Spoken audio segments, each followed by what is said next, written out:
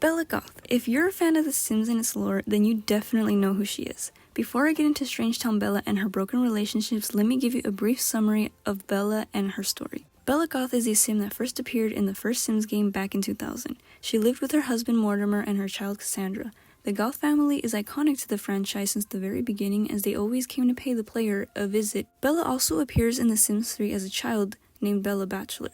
Every Sims game is set in a different timeline, so The Sims 3 takes place before The Sims 2. In The Sims 2, Bella Goth is no longer in the household, and it's hinted that she had been abducted by aliens. The Goths live in Pleasantview at this time, and at the start of the game, Cassandra is an adult, Mortimer is an elder, and before Bella was abducted, she had another child with Mortimer named Alexander. There are various ways to get Pleasantview Bella back, although it's sort of a tedious process, but this video isn't about how to get her back. Now heading into Strangetown, there's an NPC with the name Bella Goth. She has the same skin tone, hair, and outfit as Pleasantview Bella. She can appear on your lot randomly, or you may see her on a public lot.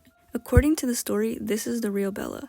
After being abducted by aliens, she was dropped off in Strangetown with no memories. I remember playing The Sims 2 on PSP, and one of the missions is to get information out of a woman named Bella Goth. She was stranded at the gas station, and in this game, she proceeds to tell the player that she has no memories other than being abducted by aliens, and this used to freak me out as a kid. In The Sims 2 for PC, the Bella in Strangetown is supposed to be the same one as in Pleasantview, however, the developers didn't actually use the same Bella.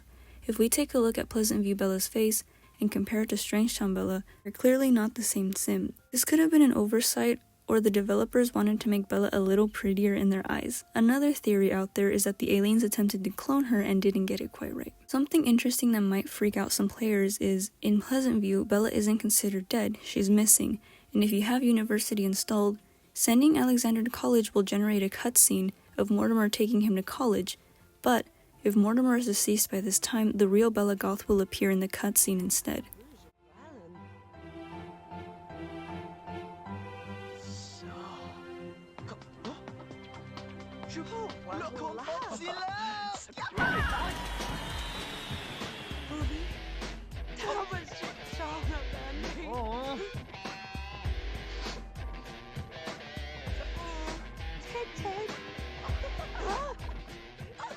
She's still in the game files, and as freaky as it may sound, she'll always be there unless you can bring her out and add her to the family properly.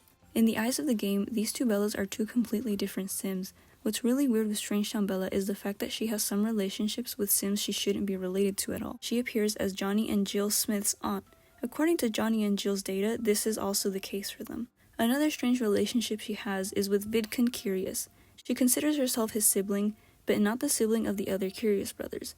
She also doesn't consider herself the sibling of Jenny Smith, but in Jenny's relationships, Bella is definitely considered a sibling to her. This could be why she is considered the aunt of Johnny and Jill Smith. I wonder if this could also be an oversight or some weird error. Maybe this is somehow a part of the lore after Bella was abducted? Not sure, but tell me your theories in the comments because I'd love to read them.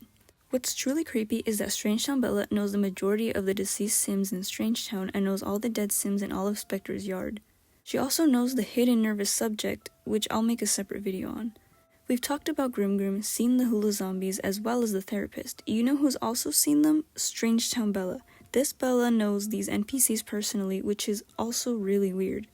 In the game's eyes, these universal NPCs are objects, so for her to have a relationship with them is definitely off. This can cause really bad corruption, as we've talked about in another video.